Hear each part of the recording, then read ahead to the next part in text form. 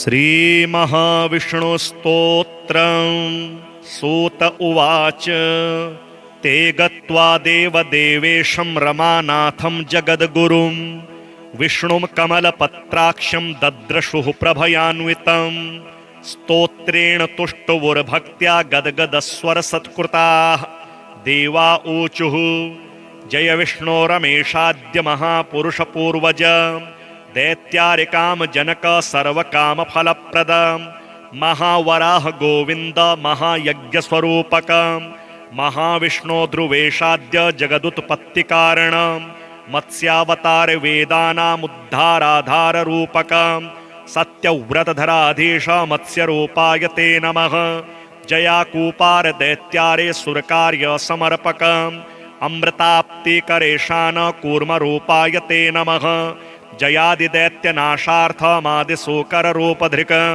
मह्युद्धारक कृतोद्योग कोलरूपाय ते नमः। नारसिंहं वपुः कृत्वा महादैत्यं ददारयः करजैर्वरदृप्ताङ्गं तस्मै नृहरये नमः। वामनं रूपमास्थाय त्रैलोक्यैश्वर्यमोहितं बलिं सञ्चलयामास तस्मै वामनरूपिणे। दुष्टक्षत्रविनाशाय सहस्रकरशत्रवे रेणुकागर्भजाताय जामदग्न्याय ते नमः। दुष्टराक्षसपौलस्त्य शिरश्छेद पटीयसे श्रीमद्दाशरथे तुभ्यं नमोऽनन्तक्रमाय च। कंसदुर्योधनाद्यश्च दैत्य पृथ्वीशलाञ्छने भाराक्रान्तां महीयोषा उज्जुहार महाविभुः। धर्मं संस्थापयामास पापं कृत्वा सुदूरतः तस्मै कृष्णाय देवाय नमोस्तु बहुधा विभो। दुष्टयज्ञविघाताय पशुहिंसानिवृत्तये बौद्धरूपं दधौ योऽसौ तस्मै देवाय ते नमः। म्लेच्छप्रायेऽखिले लोके दुष्टराजन्यपीडिते कलिकिरूपं समादध्यौ देवदेवाय ते नमः। दशावतारास्ते देव भक्तानां रक्षणाय वै दुष्टदैत्यविघाताय तस्मात् त्वं सर्वदुःखहृत। जय भक्तार्तिनाशाय धृतं नारीजलात्मसु रूपं येन त्वया देव कोऽन्त्यस्त्वत्तोदयानिधिः। इत्येवं देवदेवेशं स्तुत्वा श्रीपीतवाससं प्रणेरमुक्तभक्तिसहिताः साष्टाङ्गं विबुधर्षभाः तेषां स्तवं समाकर्ण्य देवः श्रीपुरुषोत्तमः उवाच। विबुधान् सर्वान् हर्षयच्छे गदाधरः श्रीभगवानुवाच। प्रसन्नोऽस्मि स्तवेनाहं देवास्तापं विमुञ्चथ भवतां नाशयिष्यामि दुःखं परमदुस्सहं। वृणध्वं च वरं मत्तो देवाः परमदुर्लभं ददामि परमप्रीतः स्तवस्यास्य प्रसादतः। य एतत् पठते स्तोत्रं कल्य उत्थाय मानवः मयि भक्तिं परां कृत्वा न तं शोकः स्पर्शेत् कदा। अलक्ष्मीः कालकर्णी च नाक्रामेतद्गृहं सुराः नोपसर्गान वेताला न ग्रहा ब्रह्मराक्षसाः न रोगावातिकाः पैत्ताः श्लेष्म सम्भविनस्तथा नाकालमरणं तस्य कदापि च भविष्यति। सन्ततिश्चिरकालस्था भोगः सर्वे सुखादयः सम्भविष्यन्ति तन्मर्त्य गृहे यः स्तोत्रपाठकः। किं पुनर्बहुनोक्तेन स्तोत्रं सर्वार्थसाधकम् एतस्य पठनानृणां भुक्तिमुक्ति न दूरतः। देवा भवत्सय दुःखं कथ्यतां सदसंशयं नाशयामि सन् सन्देहश्चात्र कार्योऽणुरेव च। एवं श्रीभगवद्वाक्यं श्रुत्वा सर्वे दिवौकसः प्रसन्नमनसः सर्वे पुनरुचुर्वृषाकपिं। श्रीजगन्नाथस्तोत्रम्। नमो ब्रह्मण्यदेवाय गोब्राह्मणहिताय च प्रणतार्ति विनाशाय चतुर्वर्गैकहेतवे हिरण्यगर्भपुरुष प्रधानव्यक्तरूपिणे। ॐ नमो वासुदेवाय शुद्धज्ञानस्वरूपिणे इत्युच्चरणस्तुतिं भूपः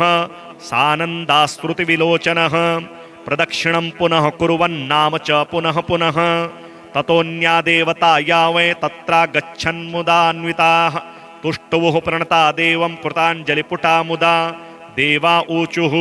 सहस्रशीर्षा पुरुषः सहस्राक्षः सहस्रपात् स भूमिं सर्वतो व्याप्य अत्यस्तिष्ठं गदशाङ्गुलं। यः पुमान् परमं ब्रह्म परमात्मेति गीयते भूतं भव्यं भविष्यं च सर्वं पुरुष एव तत्। एतावानस्य महिमा ज्यायानेष पुमान् प्रभुः पादोस्य विश्वाभूतानि त्रिपादस्यामृतं दिवि छन्दांसि जज्ञिरे त्वत् यजन्तस्त्वत्तो यज्ञपुमानपि त्वत्तोश्वाश्च व्यजायन्त गावो मेषादयस्तथा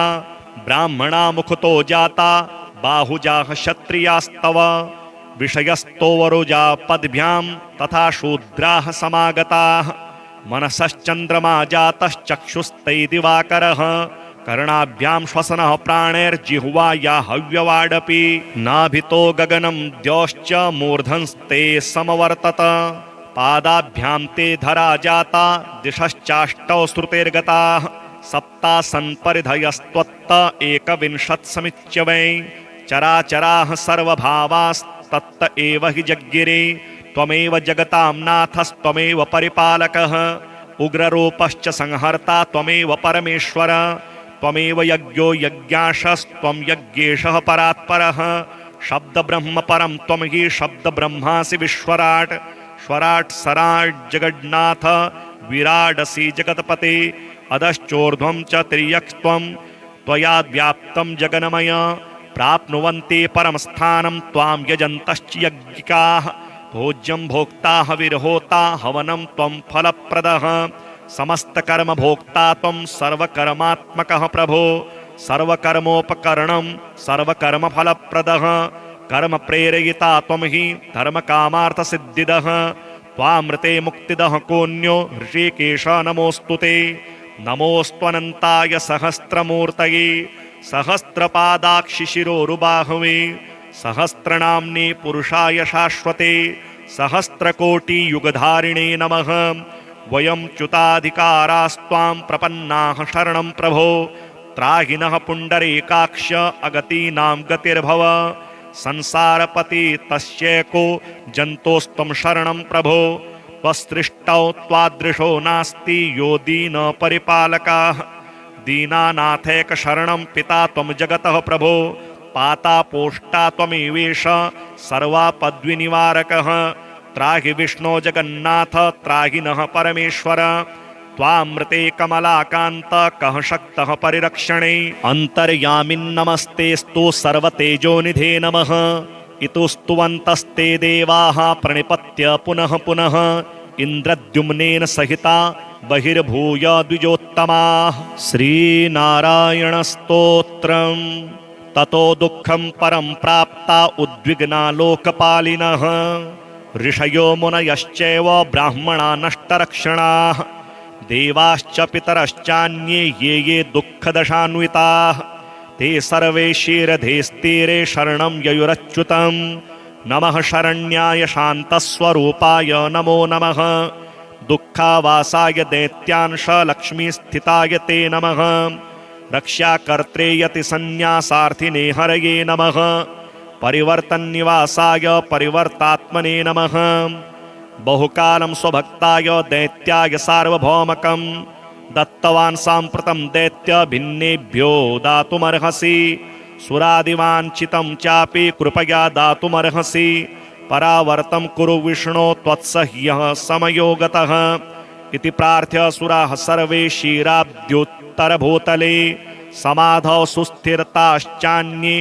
जपयज्ञे व्यवस्थिताः ते गत्वा देवदेवेशं रमानाथं जगद्गुरुं विष्णुं कमलपत्राक्षं दद्रशुः प्रभयान्वितं स्तोत्रेण तुष्टुवुर्भक्त्या गद्गदस्वरसत्कृताः देवा ऊचुः जय विष्णो रमेशाद्य महापुरुषपूर्वज दैत्यारिकाम जनक सर्वकामफलप्रद महावराह गोविन्द महायज्ञस्वरूपक महाविष्णो ध्रुवेशाद्य जगदुत्पत्तिकारण मत्स्यावतार वेदानामुद्धाराधाररूपक सत्यव्रतधराधीश मत्स्यरूपाय ते नमः जयाकूपार दैत्यारे सुरकार्य समर्पक अमृताप्तिकरेशान कूर्मरूपाय ते नमः जयादिदैत्यनाशार्थमादिसूकररूपधृक् मह्युद्धारक कृतोद्योग कोलरूपाय ते नमः नारसिंहं वपुः कृत्वा महादैत्यं ददारयः करजैर्वरदृप्ताङ्गं तस्मै नृहरये नमः वामनं रूपमास्थाय त्रैलोक्यैश्वर्यमोहितं बलिं सञ्चलयामास तस्मै वामनरूपिणे दुष्टक्षत्रविनाशाय सहस्त्रकरशत्रवे रेणुकागर्भजाताय जामदग्न्याय ते नमः दुष्टराक्षसपौलस्त्य शिरश्छेद पटीयसे श्रीमद्दाशरथे तुभ्यं नमोऽनन्तक्रमाय च कंसदुर्योधनाद्यश्च दैत्य पृथ्वीशलाञ्छने भाराक्रान्तां महीयोषा उज्जुहार महाविभुः धर्मं संस्थापयामास पापं कृत्वा सुदूरतः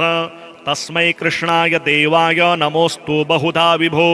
दुष्टयज्ञविघाताय पशुहिंसानिवृत्तये बौद्धरूपं दधौ योऽसौ तस्मै देवाय ते नमः म्लेच्छप्रायेऽखिले लोके दुष्टराजन्यपीडिते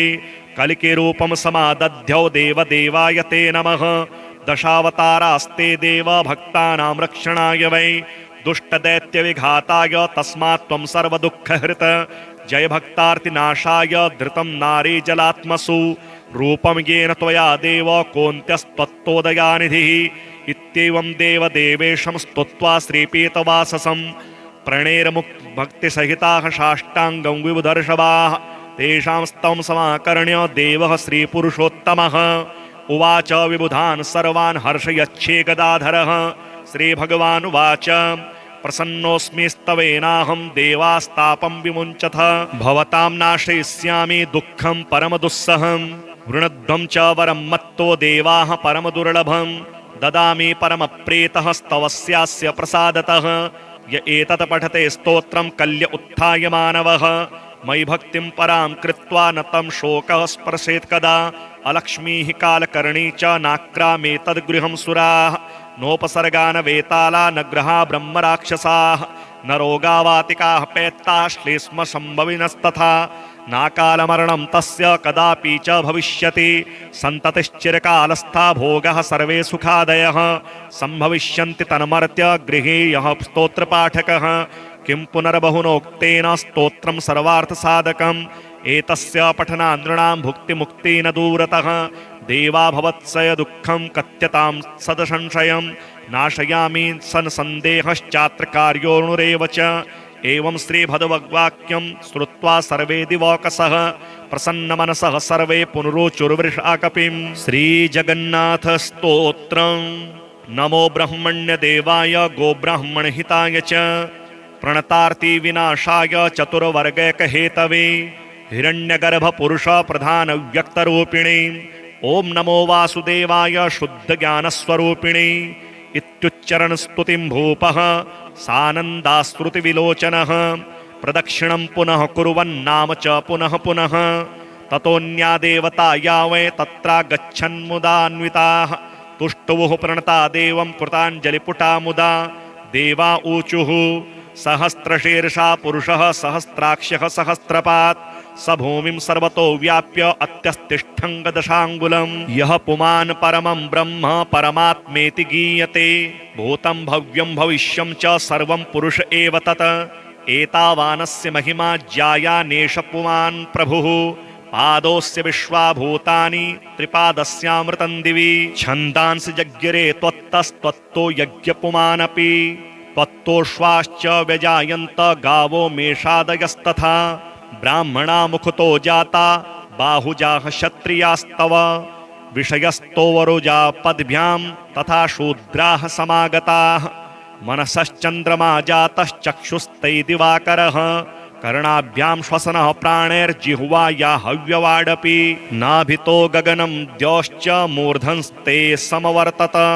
पादाभ्यां ते धरा जाता दिशश्चाष्टौ श्रुतेर्गताः सप्तासन्परिधयस्त्वत्त एकविंशत्समिच्य वै चराचराः सर्वभावास्तत्त एव हि जज्ञिरे त्वमेव जगतां नाथस्त्वमेव परिपालकः उग्ररूपश्च संहर्ता त्वमेव परमेश्वर त्वमेव यज्ञो यज्ञाशस्त्वं यज्ञेशः परात्परः शब्दब्रह्म परं त्वं हि शब्दब्रह्मासि विश्वराट् स्वराट् सराट् जगन्नाथ विराडसि जगत्पते अधश्चोर्ध्वं च तिर्यक्त्वं त्वया व्याप्तं जगन्मय प्राप्नुवन्ति परं स्थानं त्वां यजन्तश्च यज्ञिकाः भोज्यं भोक्ता हविर्होता हवनं त्वं फलप्रदः समस्तकर्मभोक्ता त्वं सर्वकर्मात्मकः प्रभो सर्वकर्मोपकरणं सर्वकर्मफलप्रदः कर्म प्रेरयिता त्वं हि धर्मकामार्थसिद्धिदः त्वामृते मुक्तिदः कोऽन्यो ऋषिकेश नमोऽस्तु ते। नमोऽस्त्वनन्ताय सहस्रमूर्तये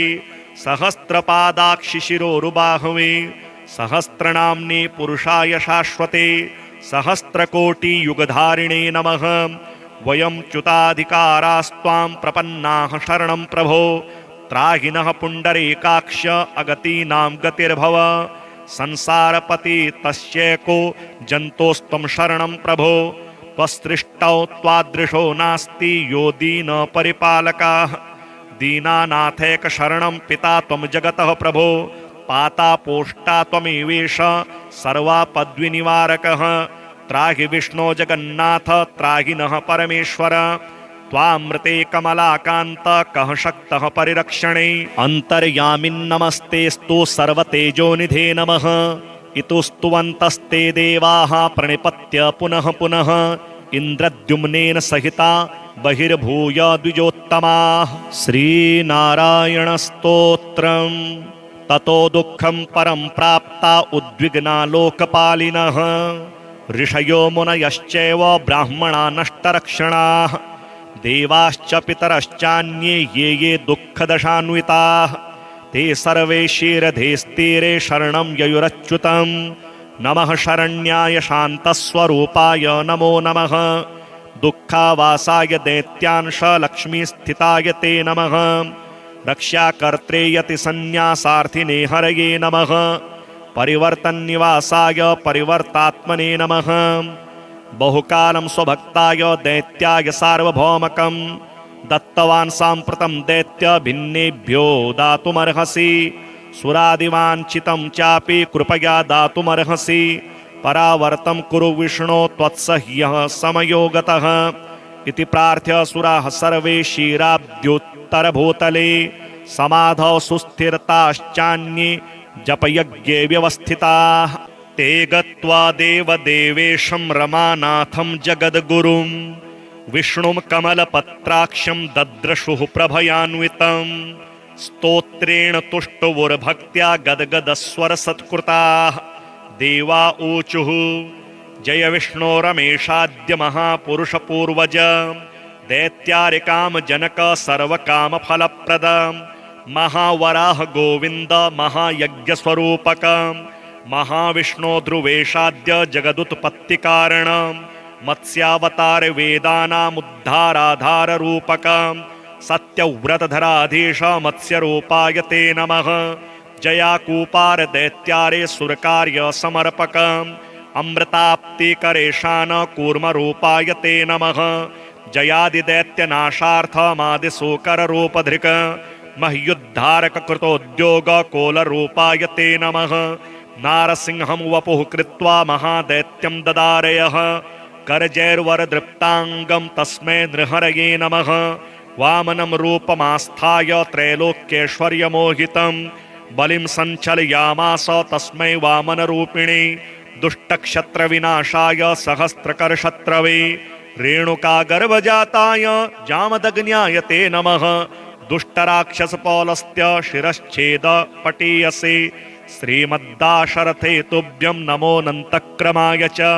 कंसदुर्योधनाद्यश्च दैत्य पृथ्वीशलाञ्छने भाराक्रान्तां महीयोषा उज्जुहार महाविभुः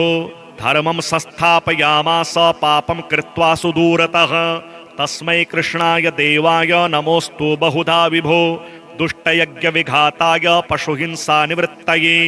बौद्धरूपं दधौ योऽसौ तस्मै देवाय ते नमः म्लेच्छप्रायेऽखिले लोके दुष्टराजन्यपीडिते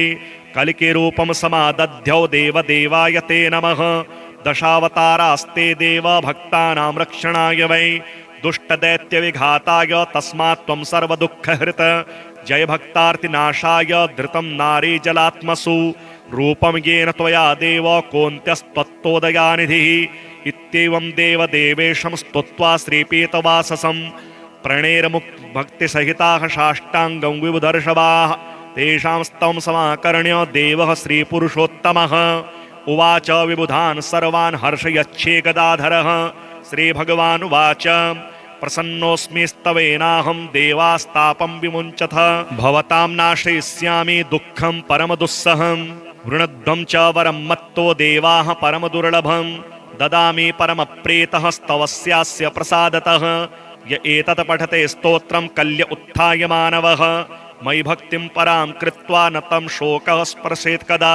अलक्ष्मीः कालकर्णी च नाक्रामेतद्गृहं सुराः नोपसर्गा न वेताला न ग्रहा ब्रह्मराक्षसाः न रोगावातिकाः पैत्ताः श्लेष्म सम्भविनस्तथा नाकालमरणं तस्य कदापि च भविष्यति सन्ततिश्चिरकालस्था भोगः सर्वे सुखादयः सम्भविष्यन्ति तन्मर्त्य गृहे यः स्तोत्रपाठकः किं पुनर्बहुनोक्तेन स्तोत्रं सर्वार्थसाधकम् एतस्य पठनानृणां भुक्तिमुक्ति न दूरतः देवा भवत्सय दुःखं कथ्यतां सदसंशयं नाशयामि सन्सन्देहश्चात्र कार्योऽणुरेव च एवं श्रीभगवद्वाक्यं श्रुत्वा सर्वे दिवौकसः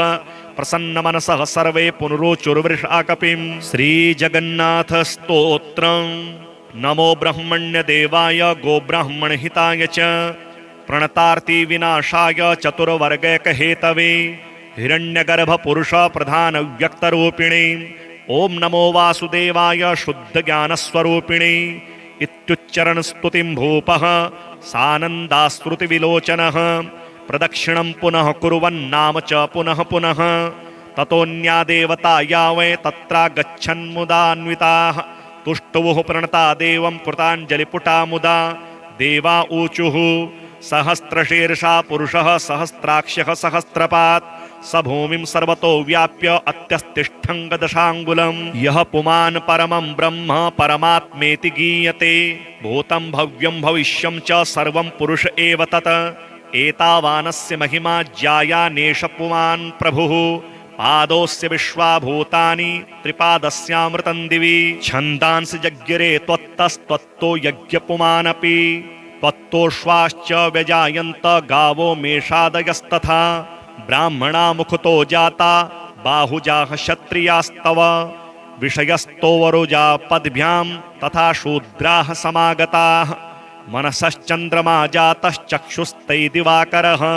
कर्णाभ्यां श्वसनः प्राणैर्जिह्वाया हव्यवाडपि नाभितो गगनं द्यौश्च मूर्धन्स्ते समवर्तत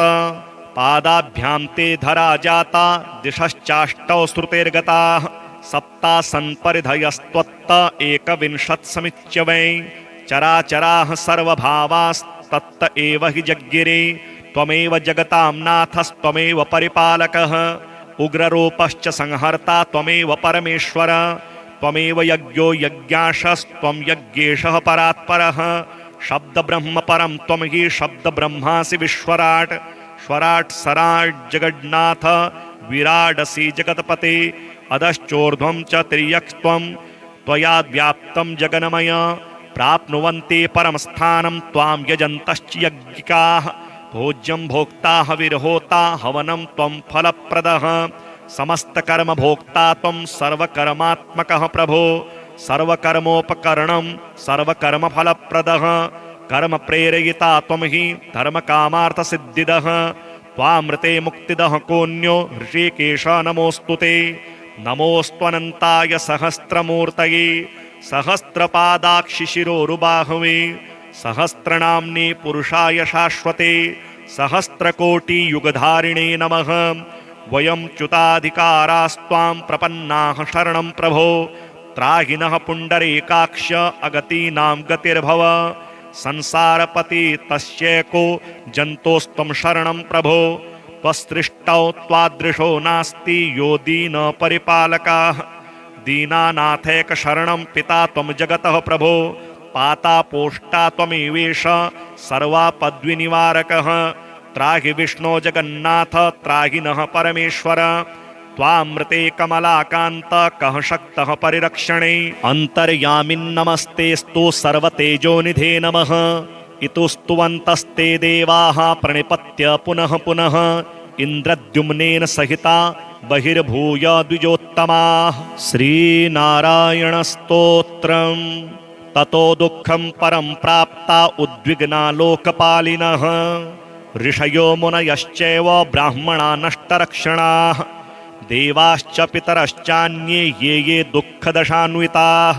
ते सर्वे क्षीरधेस्तीरे शरणं ययुरच्युतं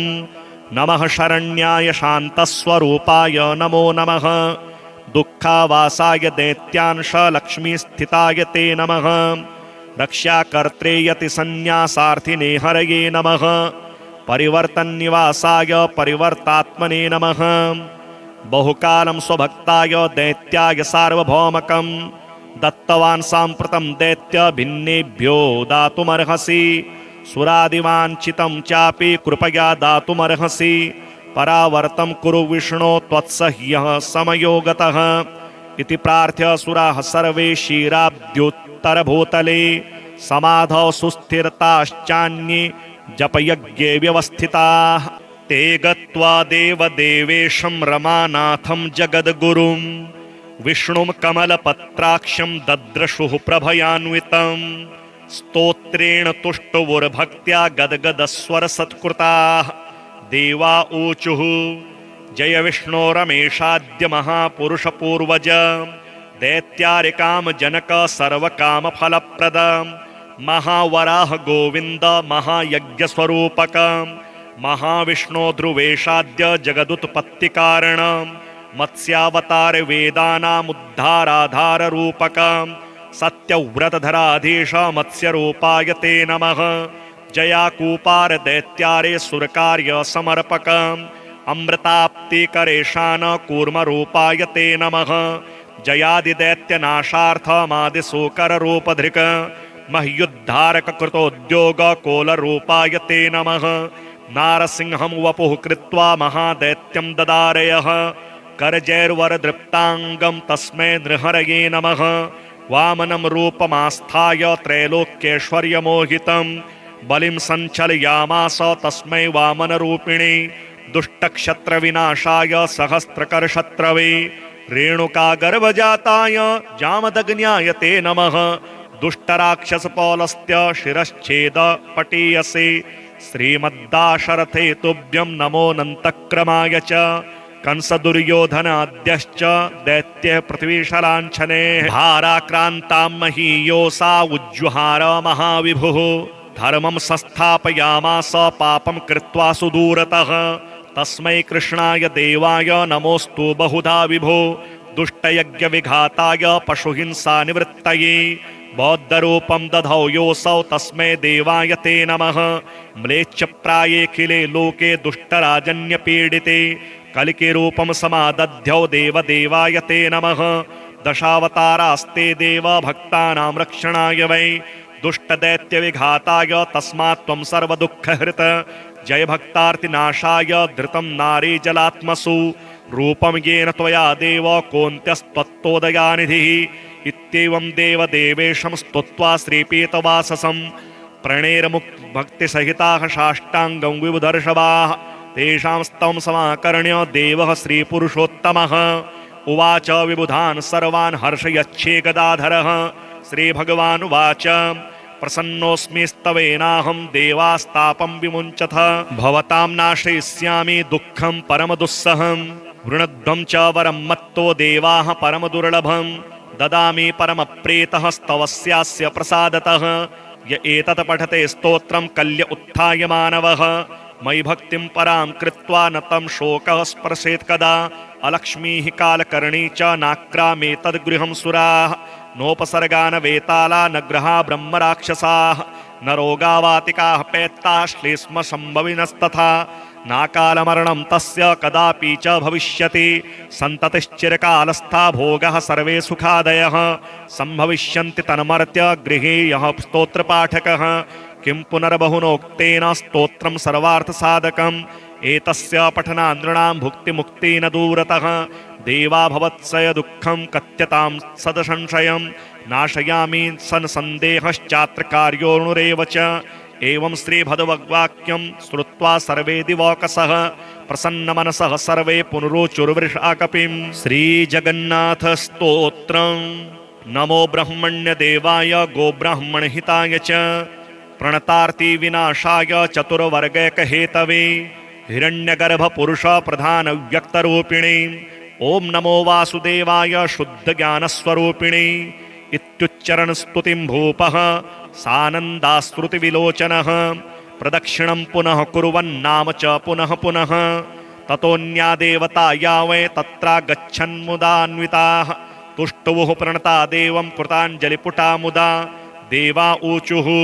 सहस्रशीर्षा पुरुषः सहस्राक्षः सहस्रपात् स भूमिं सर्वतो व्याप्य अत्यस्तिष्ठं गदशाङ्गुलम् यः पुमान् परमं ब्रह्म परमात्मेति गीयते भूतं भव्यं भविष्यं च सर्वं पुरुष एव तत्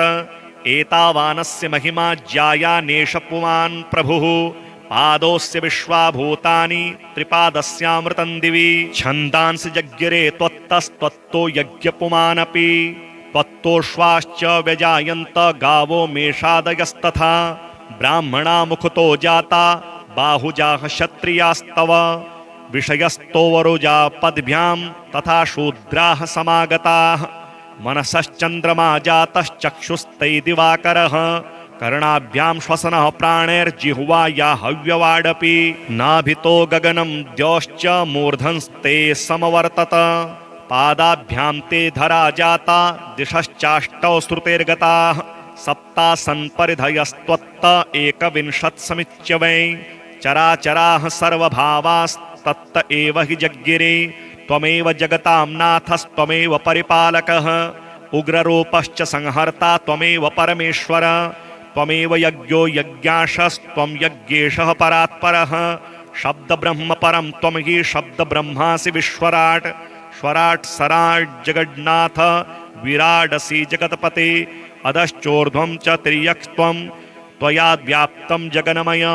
प्राप्नुवन्ति परमस्थानं त्वां यजन्तश्च यज्ञिकाः भोज्यं भोक्ता हविर्होता हवनं त्वं फलप्रदः समस्तकर्म भोक्ता त्वं सर्वकर्मात्मकः प्रभो सर्वकर्मोपकरणं सर्वकर्मफलप्रदः कर्म प्रेरयिता त्वं हि धर्मकामार्थसिद्धिदः त्वामृते मुक्तिदः कोऽन्यो ऋषिकेश नमोऽस्तुते नमोऽस्त्वनन्ताय सहस्रमूर्तये सहस्रपादाक्षिशिरोरुबाहवे सहस्रनाम्ने पुरुषाय शाश्वते सहस्रकोटियुगधारिणे नमः वयं च्युताधिकारास्त्वां प्रपन्नाः शरणं प्रभो त्राहिनः पुण्डरीकाक्ष अगतीनां गतिर्भव संसारपति तस्यैको जन्तोस्त्वं शरणं प्रभो त्वसृष्टौ त्वादृशो नास्ति यो दीनपरिपालकाः दीनानाथैक शरणं पिता त्वं जगतः प्रभो पाता पोष्टा त्वमेवेश सर्वापद्विनिवारकः त्राहि विष्णो जगन्नाथ त्राहि नः परमेश्वर त्वामृते कमलाकान्त कः शक्तः परिरक्षणे अन्तर्यामिन्नमस्तेस्तु सर्वतेजोनिधे नमः इतुस्तुवन्तस्ते देवाः प्रणिपत्य पुनः पुनः इन्द्रद्युम्नेन सहिता बहिर्भूय द्विजोत्तमाः श्रीनारायणस्तोत्रम् ततो दुःखं परं प्राप्ता उद्विग्ना लोकपालिनः ऋषयो मुनयश्चैव ब्राह्मणा नष्टरक्षणाः देवाश्च पितरश्चान्ये ये ये दुःखदशान्विताः ते सर्वे क्षीरधेस्तीरे शरणं ययुरच्युतं नमः शरण्याय शान्तस्वरूपाय नमो नमः दुःखावासाय दैत्यांश लक्ष्मीस्थिताय ते नमः रक्षाकर्त्रे यतिसन्न्यासार्थिने हरये नमः परिवर्तन्निवासाय परिवर्तात्मने नमः बहुकालं स्वभक्ताय दैत्याय सार्वभौमकं दत्तवान् साम्प्रतं दैत्य भिन्नेभ्यो दातुमर्हसि सुरादिवाञ्छितं चापि कृपया दातुमर्हसि परावर्तं कुरु विष्णो त्वत्सह्यः समयो गतः इति प्रार्थ्य सुराः सर्वे क्षीराब्द्युत्तरभूतले समाधौ सुस्थिरताश्चान्ये जपयज्ञे व्यवस्थिताः ते गत्वा देवदेवेशं रमानाथं जगद्गुरुं विष्णुं कमलपत्राक्षं दद्रशुः प्रभयान्वितं स्तोत्रेण तुष्टुवुर्भक्त्या गद्गदस्वरसत्कृताः देवा ऊचुः जय विष्णो रमेशाद्य महापुरुषपूर्वज दैत्यारिकामजनक सर्वकामफलप्रद महावराह गोविन्द महायज्ञस्वरूपक महाविष्णो ध्रुवेशाद्य जगदुत्पत्तिकारण मत्स्यावतार वेदानामुद्धाराधार रूपक सत्यव्रतधराधीश मत्स्यरूपाय ते नमः। जयाकूपार दैत्यारे सुरकार्य समर्पक अमृताप्तिकरेशान कूर्मरूपाय ते नमः। जयादिदैत्यनाशार्थमादिशोकररूपधृक् मह्युद्धारक कृतोद्योग कोलरूपाय ते नमः। नारसिंहं वपुः कृत्वा महादैत्यं ददारयः करजैर्वरदृप्ताङ्गं तस्मै नृहरये नमः। वामनं रूपमास्थाय त्रैलोक्यैश्वर्यमोहितं बलिं सञ्चलयामास तस्मै वामनरूपिणे। दुष्टक्षत्रविनाशाय सहस्रकरशत्रवे रेणुकागर्भजाताय जामदग्न्याय ते नमः। दुष्टराक्षसपौलस्त्य शिरश्छेद पटीयसे श्रीमद्दाशरथे तुभ्यं नमोऽनन्तक्रमाय च। कंसदुर्योधनाद्यश्च दैत्य पृथ्वीशलाञ्छने भाराक्रान्तां महीयोषा उज्जुहार महाविभुः। धर्मं संस्थापयामास पापं कृत्वा सुदूरतः तस्मै कृष्णाय देवाय नमोऽस्तु बहुधा विभो। दुष्टयज्ञविघाताय पशुहिंसानिवृत्तये बौद्धरूपं दधौ योऽसौ तस्मै देवाय ते नमः। म्लेच्छप्रायेऽखिले लोके दुष्टराजन्यपीडिते कलिकिरूपं समादध्यौ देवदेवाय ते नमः। दशावतारास्ते देव भक्तानां रक्षणाय वै दुष्टदैत्यविघाताय तस्मात् त्वं सर्वदुःखहृत। जय भक्तार्तिनाशाय धृतं नारीजलात्मसु रूपं येन त्वया देव कोऽन्त्यस्त्वत्तोदयानिधिः। इत्येवं देवदेवेशं स्तुत्वा श्रीपीतवाससं प्रणेरमुक्तभक्तिसहिताः साष्टाङ्गं विबुधर्षभाः तेषां स्तवं समाकर्ण्य देवः श्रीपुरुषोत्तमः उवाच विबुधान् सर्वान् हर्षयच्छे गदाधरः। श्रीभगवानुवाच प्रसन्नोऽस्मि स्तवेनाहं देवास्तापं विमुञ्चथ भवतां नाशयिष्यामि दुःखं परमदुस्सहं। वृणध्वं च वरं मत्तो देवाः परमदुर्लभं ददामि परमप्रीतः स्तवस्यास्य प्रसादतः। य एतत् पठते स्तोत्रं कल्य उत्थाय मानवः मयि भक्तिं परां कृत्वा न तं शोकः स्पर्शेत् कदा। अलक्ष्मीः कालकर्णी च नाक्रामेतद्गृहं सुराः नोपसर्गान वेताला न ग्रहा ब्रह्मराक्षसाः न रोगावातिकाः पैत्ताः श्लेष्म सम्भविनस्तथा नाकालमरणं तस्य कदापि च भविष्यति। सन्ततिश्चिरकालस्था भोगः सर्वे सुखादयः सम्भविष्यन्ति तन्मर्त्य गृहे यः स्तोत्रपाठकः। किं पुनर्बहुनोक्तेन स्तोत्रं सर्वार्थसाधकम् एतस्य पठनान्द्रणां भुक्तिमुक्ति न दूरतः। देवा भवत्सय दुःखं कथ्यतां सदसंशयं नाशयामि सन् सन्देहश्चात्र कार्योऽणुरेव च।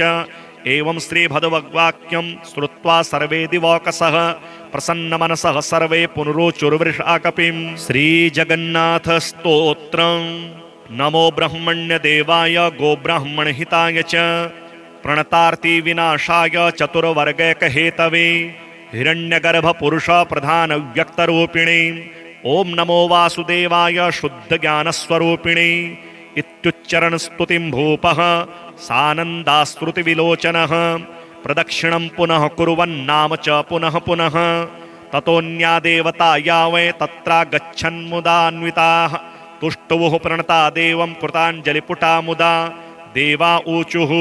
सहस्रशीर्षा पुरुषः सहस्राक्षः सहस्रपात् स भूमिं सर्वतो व्याप्य अत्यस्तिष्ठं गदशाङ्गुलं। यः पुमान् परमं ब्रह्म परमात्मेति गीयते भूतं भव्यं भविष्यं च सर्वं पुरुष एव तत्। एतावानस्य महिमा ज्यायानेष पुमान् प्रभुः पादोऽस्य विश्वाभूतानि त्रिपादस्यामृतं दिवि। छन्दांसि जज्ञिरे त्वत्तस्त्वत्तो यज्ञपुमानपि त्वत्तोऽश्वाश्च व्यजायन्त गावो मेषादयस्तथा। ब्राह्मणा मुखतो जाता बाहुजाः क्षत्रियास्तव विषयस्तो वरुजा पद्भ्यां तथा शूद्राः समागताः। मनसश्चन्द्रमा जातश्चक्षुस्तै दिवाकरः कर्णाभ्यां श्वसनः प्राणैर्जिह्वा या हव्यवाडपि। नाभितो गगनं द्यौश्च मूर्धन्स्ते समवर्तत पादाभ्यां ते धरा जाता दिशश्चाष्टौ श्रुतेर्गताः। सप्तासन्परिधयस्त्वत्त एकविंशत्समिच्य वै चराचराः सर्वभावास्तत्त एव हि जज्ञिरे त्वमेव जगतां नाथस्त्वमेव परिपालकः उग्ररूपश्च संहर्ता त्वमेव परमेश्वर त्वमेव यज्ञो यज्ञाशस्त्वं यज्ञेशः परात्परः शब्दब्रह्म परं त्वं हि शब्दब्रह्मासि विश्वराट् स्वराट् सराट् जगन्नाथ विराडसि जगत्पते अधश्चोर्ध्वं च तिर्यक्त्वं त्वया व्याप्तं जगन्मय प्राप्नुवन्ति परं स्थानं त्वां यजन्तश्च यज्ञिकाः भोज्यं भोक्ता हविर्होता हवनं त्वं फलप्रदः समस्तकर्म भोक्ता त्वं सर्वकर्मात्मकः प्रभो सर्वकर्मोपकरणं सर्वकर्मफलप्रदः कर्म प्रेरयिता त्वं हि धर्मकामार्थसिद्धिदः त्वामृते मुक्तिदः कोऽन्यो ऋषिकेश नमोऽस्तुते नमोऽस्त्वनन्ताय सहस्रमूर्तये सहस्रपादाक्षिशिरोरुबाहवे सहस्रनाम्ने पुरुषाय शाश्वते सहस्रकोटियुगधारिणे नमः वयं च्युताधिकारास्त्वां प्रपन्नाः शरणं प्रभो त्राहिनः पुण्डरीकाक्ष अगतीनां गतिर्भव संसारपति तस्यैको जन्तोस्त्वं शरणं प्रभो त्वसृष्टौ त्वादृशो नास्ति यो दीनपरिपालकाः दीनानाथैकशरणं पिता त्वं जगतः प्रभो पाता पोष्टा त्वमेवेश सर्वापद्विनिवारकः त्राहि विष्णो जगन्नाथ त्राहि नः परमेश्वर त्वामृते कमलाकान्त कः शक्तः परिरक्षणे अन्तर्यामिन्नमस्तेस्तु सर्वतेजोनिधे नमः इतुस्तुवन्तस्ते देवाः प्रणिपत्य पुनः पुनः इन्द्रद्युम्नेन सहिता बहिर्भूय द्विजोत्तमाः श्रीनारायणस्तोत्रम् ततो दुःखं परं प्राप्ता उद्विग्ना लोकपालिनः ऋषयो मुनयश्चैव ब्राह्मणा नष्टरक्षणाः देवाश्च पितरश्चान्ये ये ये दुःखदशान्विताः ते सर्वे क्षीरधेस्तीरे शरणं ययुरच्युतं नमः शरण्याय शान्तस्वरूपाय नमो नमः दुःखावासाय दैत्यांश लक्ष्मीस्थिताय ते नमः रक्षाकर्त्रे यतिसन्न्यासार्थिने हरये नमः परिवर्तन्निवासाय परिवर्तात्मने नमः बहुकालं स्वभक्ताय दैत्याय सार्वभौमकं दत्तवान् साम्प्रतं दैत्य भिन्नेभ्यो दातुमर्हसि सुरादिवाञ्छितं चापि कृपया दातुमर्हसि परावर्तं कुरु विष्णो त्वत्सह्यः समयो गतः इति प्रार्थ्य असुराः सर्वे क्षीराब्द्युत्तरभूतले समाधौ सुस्थिरताश्चान्ये जपयज्ञे व्यवस्थिताः ते गत्वा देवदेवेशं रमानाथं जगद्गुरुं विष्णुं कमलपत्राक्षं दद्रशुः प्रभयान्वितं स्तोत्रेण तुष्टुवुर्भक्त्या गद्गदस्वरसत्कृताः देवा ऊचुः जय विष्णो रमेशाद्य महापुरुषपूर्वज दैत्यारिकामजनक सर्वकामफलप्रद महावराह गोविन्द महायज्ञस्वरूपक महाविष्णो ध्रुवेशाद्य जगदुत्पत्तिकारण मत्स्यावतार वेदानामुद्धाराधाररूपक सत्यव्रतधराधीश मत्स्यरूपाय ते नमः जयाकूपार दैत्यारे सुरकार्य समर्पक अमृताप्तिकरेशान कूर्मरूपाय ते नमः जयादिदैत्यनाशार्थमादिशूकररूपधृक मह्युद्धारक कृतोद्योग कोलरूपाय ते नमः नारसिंहं वपुः कृत्वा महादैत्यं ददारयः करजैर्वरदृप्ताङ्गं तस्मै नृहरये नमः वामनं रूपमास्थाय त्रैलोक्यैश्वर्यमोहितं बलिं सञ्चलयामास तस्मै वामनरूपिणे दुष्टक्षत्रविनाशाय सहस्रकरशत्रवे रेणुकागर्भजाताय जामदग्न्याय ते नमः दुष्टराक्षसपौलस्त्य शिरश्छेद पटीयसे श्रीमद्दाशरथे तुभ्यं नमोऽनन्तक्रमाय च कंसदुर्योधनाद्यश्च दैत्य पृथ्वीशलाञ्छने भाराक्रान्तां महीयोषा उज्जुहार महाविभुः धर्मं संस्थापयामास पापं कृत्वा सुदूरतः तस्मै कृष्णाय देवाय नमोऽस्तु बहुधा विभो दुष्टयज्ञविघाताय पशुहिंसा निवृत्तये बौद्धरूपं दधौ योऽसौ तस्मै देवाय ते नमः।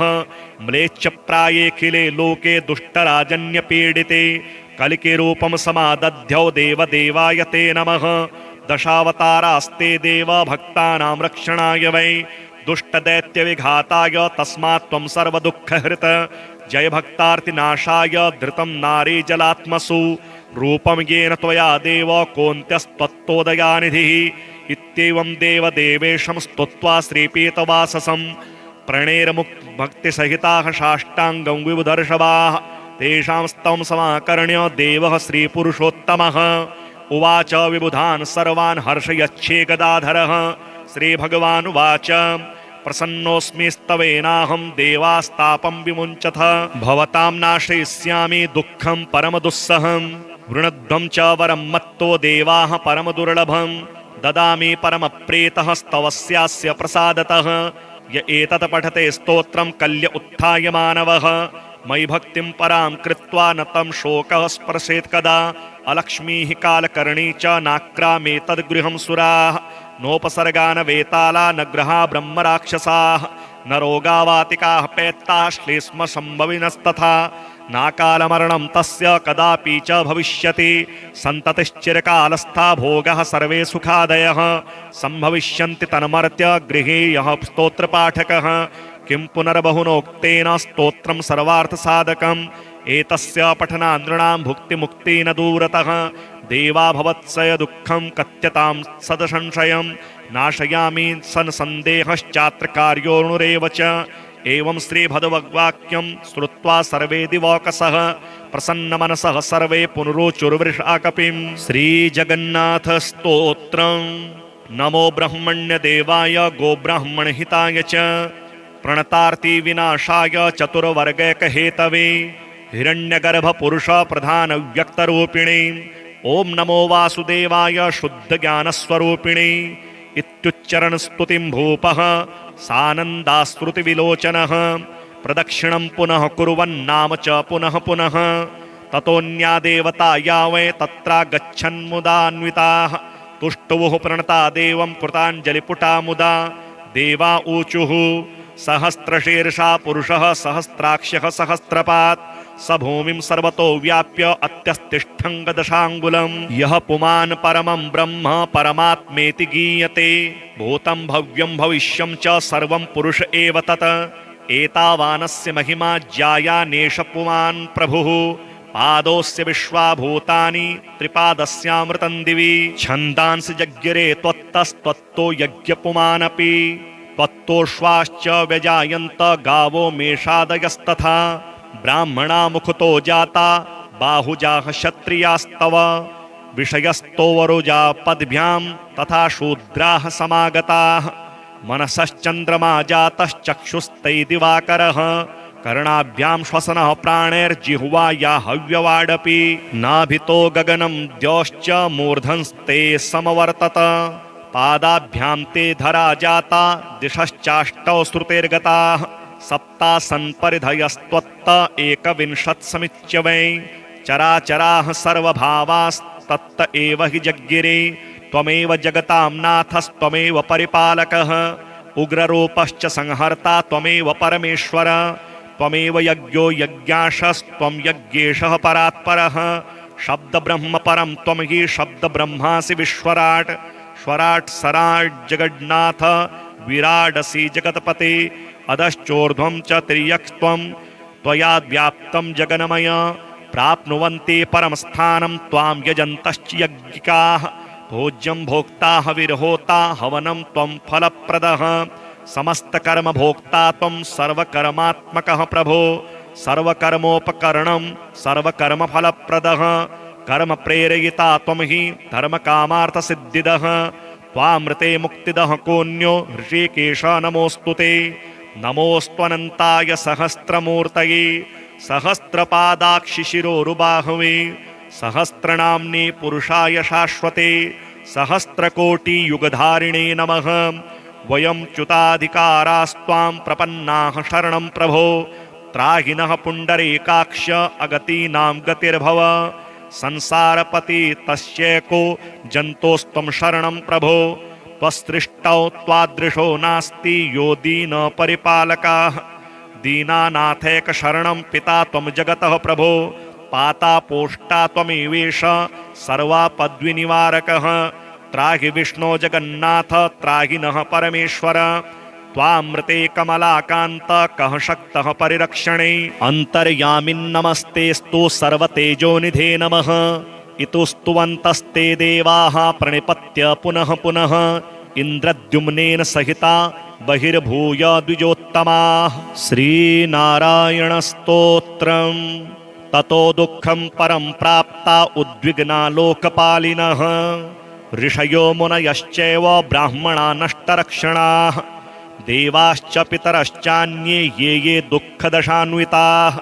ते सर्वे क्षीरधेस्तीरे शरणं ययुरच्युतं नमः शरण्याय शान्तस्वरूपाय नमो नमः दुःखावासाय दैत्यांश लक्ष्मीस्थिताय ते नमः रक्षाकर्त्रे यतिसन्न्यासार्थिने हरये नमः परिवर्तन्निवासाय परिवर्तात्मने नमः बहुकालं स्वभक्ताय दैत्याय सार्वभौमकं दत्तवान् साम्प्रतं दैत्य भिन्नेभ्यो दातुमर्हसि सुरादिवाञ्छितं चापि कृपया दातुमर्हसि परावर्तं कुरु विष्णो त्वत्सह्यः समयोगतः इति प्रार्थ्य सुराः सर्वे क्षीराब्द्युत्तरभूतले समाधौ सुस्थिरताश्चान्ये जपयज्ञे व्यवस्थिताः।